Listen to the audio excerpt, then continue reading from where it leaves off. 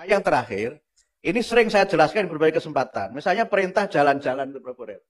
Di Ali Imran 137 itu dijelaskan, qad kholat min qablikum sunanung fasiru fil ar fangduru kaifa kana aqibatul mukadzibin. Coba lihat terjemahan Departemen Agama. Saya belum baca terjemahan Prof. Kores yang di Al-Misbah, tapi saya sudah punya tafsirnya. Fasiru fil ar itu terjemahkan apa? Berjalanlah di muka bumi. Tidak salah secara bahasa, tapi tidak punya daya gerak kalau berjalan itu. Saya menafsirkan fasiru fil ar itu jelajahilah dunia. Ini tafsir apa ini pendekatannya Prof. Kores? Tolong nanti saya dijelaskan itu. Jadi karena faknya itu fak jawab. Ya kan? Qad kholat min qablikum, sungguh telah berlaku sebelum kamu sunanun hukum-hukum, hukum politik, hukum kenegaraan. Gitu. Ya kan? Kemudian kalau sudah berlaku itu, kamu bisa menemukan berlakunya seperti apa? Jelajahi dunia. Jangan jadi orang yang hanya tinggal di kampung dan tidak ada semangat untuk menjelajah. Sehingga dari cara kita menafsirkan berjalanlah di muka bumi dengan jelajahilah dunia, itu daya gedornya sudah beda. Gitu. Gitu loh. Kalau sudah menjelajahi dunia itu berarti orang yang punya mental yang kuat untuk menjelajahi dunia. Itu. Nah, kemudian lihat lagi, faknya fak jawab, ada fak lagi. Fangduru, kamu pikirkan, kamu temukan teori bagaimana Allah itu menghancurkan bangsa-bangsa yang mereka itu korupsinya merajalela. Nah, gitu. Orang korupsi itu kan bohong. Korupsi itu kan bohong. Cuma tafsir yang banyak itu al-mukadzibin, itu orang yang mendustakan Allah dan Rasulnya. Kalau hanya begitu, tidak punya daya gedor Al-Quran itu. Itu loh. Tafsir transformatifnya gitu, Prof. Kores. Nah, mengapa mereka itu hancur? Nah, ditemukan lagi di dalam tadi saya baca, yang ini saya belum cukup kuat hafalannya, saya khawatir keliru. Di Al-Hajj 46, Prof. Kores. Afalam yasiru fil ar fatakuna lahum qulubu yaqiluna biha au adhanu yasma'una biha fa innaha la ta'mal absaru walakin ta'mal qulubul lati fis sudur.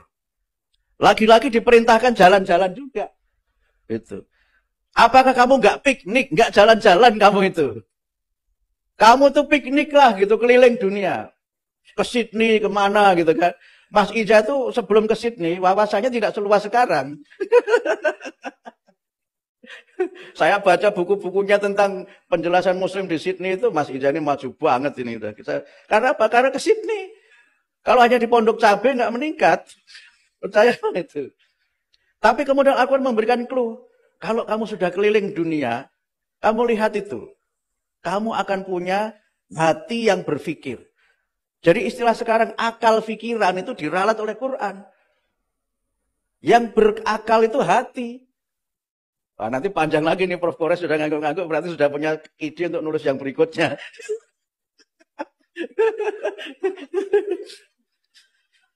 Au adhanun yasma'una biha fa innaha la ta'mal absar walakin ta'mal qulubul lati fis sudur. Yang buta itu bukan mata mereka, tapi hati mereka. Orang-orang yang korupsi itu kan cerdas, tapi hatinya mati. Hatinya terkunci, nggak mikir korupsinya itu merugikan jutaan orang. Nah, dengan cara begini Quran itu hadir sebagai formula yang mendobrak berbagai macam persoalan itu. Tapi menafsirkannya harus berani keluar dari kola ulama terdahulu. Gitu. Harus kola mufassir al-Muhammadiyin gitu.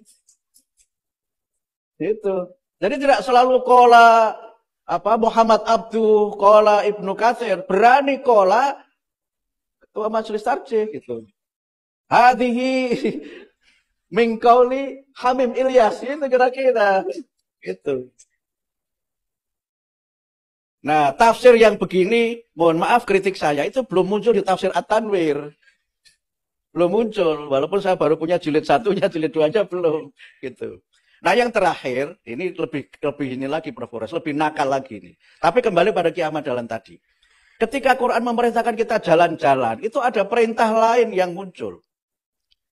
Perintah menjelajahi dunia itu mengisyaratkan kita untuk membuat alat transportasi yang memungkinkan kita menjelajah dunia. Jadi jangan keliling dunia dengan jalan kaki. Itu Marco Polo itu. Marco Polo. Itu pun sebagian juga dia pakai kapal. Kenapa saya menafsirkan kita harus membuat alat transportasi yang canggih? Karena Quran mengisyaratkan kita begitu. Iya kan? Kita itu kan diperintahkan untuk menjelajah dunia di dalam surah Al-Mulk itu. Dijadikan bumi itu hamparan yang kamu itu mudah melalui. Tapi isyarat lain untuk kita menciptakan alat transportasi yang menjelajah dunia itu zaman Nabi itu dicontohkan dengan Allah menciptakan binatang ternak. Yang binatang ternak itu sebagian kamu makan, sebagian kamu jadikan sebagai kendaraan. Dulu naik onta, ya sekarang ya jangan onta. Tapi semangatnya adalah alat transportasi agar kamu tuh bisa moving, bisa menjelajah dunia. Allah tuh menciptakan lautan, yang dengan itu kamu ciptakan kapal-kapal. Ya kan, dulu kapalnya kecil-kecil, sekarang kapal induk. Gitu. Gak bisa kita menjelajah dunia kalau tidak ada alat transportasi yang memungkinkan kita menjelajah dunia. Nah, sehingga Quran memberikan isyarat, awalam yarau ila thairi fawqahum saffati wa yakbidun itu. Tidak kau perhatikan burung-burung yang terbang yang tidak ada yang bisa menghalangi dia untuk pergi kemana saja itu. Inspirasi Wright bersaudara membuat pesawat itu kan melihat burung terbang. Tapi kita hanya mengglorifikasi kehebatan dan kemahakuasaan Allah itu tidak salah. Tapi kalau hanya sampai di situ saja, Quran tidak punya daya gedor untuk melakukan perubahan. Itu selesai pada tafsir ilahiyah saja.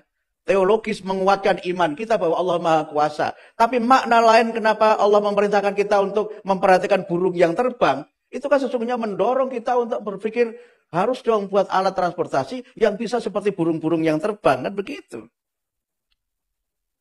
Nah, kalau kita sudah jalan-jalan ke muka bumi, gitu kan, kita keliling-keliling, kita akan nginep. Nginep kan, ketemu orang.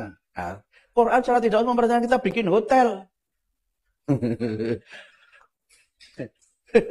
Karena ada isyaratnya.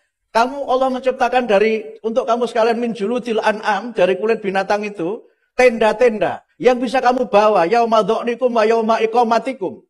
Artinya apa? Buat hotel. Kalau ingin menjelajah dunia jangan tidur di masjid.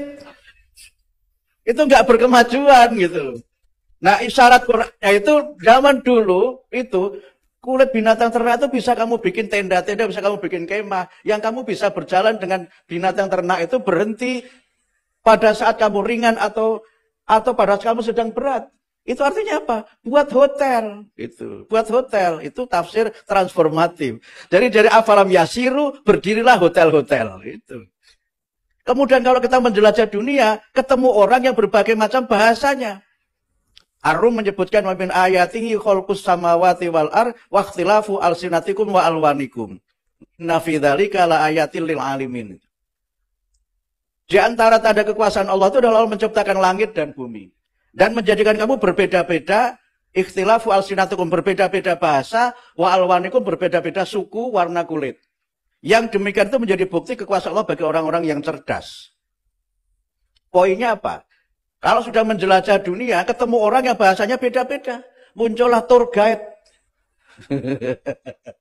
Tour guide, turisnya dari Mandarin nggak bisa bahasa Jawa, bisanya haya gitu kan, nggak bisa kan. Nah, kalau soalnya haya-haya ya ditipu orang. Nah, muncullah tour guide menjelaskan maksudnya haya itu apa, dijelaskan. Jadi Quran secara tidak langsung memerintahkan kita untuk buka travel agent.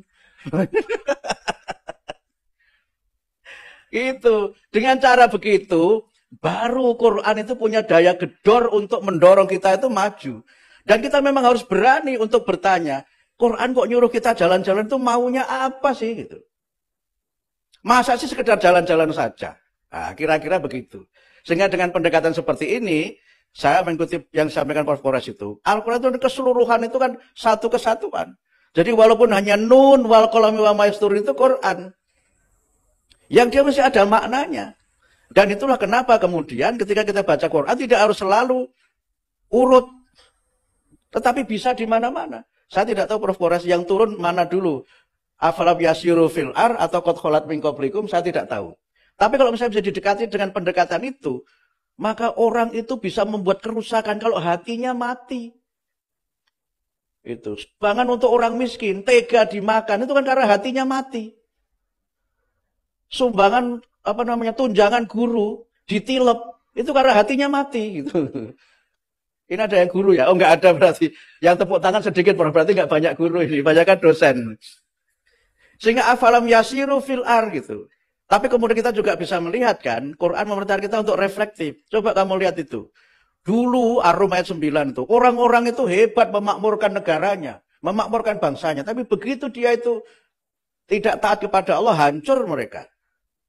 Nah, kalau orang bicara teori ekonomi, kemakmuran material itu tidak cukup untuk membawa kita kepada kemajuan. Harus kemakmuran yang bersifat material dan spiritual. Karena itu ketika Quran bicara mengenai memakmurkan itu kan dimulai dengan asal kejadian manusia. Huwa angsha'akum minal ardi fasta'marakum fiha. Nah, kira-kira begitu. Tapi saya harus berhenti sampai di sini karena sudah 22 menit saya bicara Mas Izan. Atau malah lebih itu. Nah, kira-kira begitulah tafsir transformatif itu. Mudah-mudahan ini bisa menjadi salah satu sumbangan pemikiran saja supaya model-model penafsiran kita terhadap Al-Quran dan pendekatannya bisa semakin dinamis. Saya kira begitu. Terima kasih.